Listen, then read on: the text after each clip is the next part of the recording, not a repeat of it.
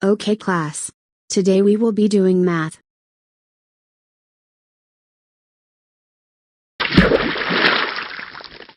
Alright. Who splashed water at me? Is it you, Jasmine? No. It was Giselle. Hey! Excuse me? I did nothing of the kind. I was sitting on my desk the whole time. It was actually Jasmine. I saw her splashing water at you. 1. Oh my god. Jasmine. How dare you splash water at me and try to blame it on Giselle. That's it. Go to the principal's office right now.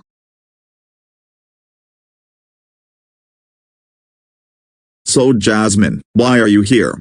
I splashed water on Miss Salli and blamed it on Giselle. Oh my god, Jasmine, I can't believe you splashed water at Miss Salli and blamed it on Giselle. That's it, you are suspended for a week. Go home now.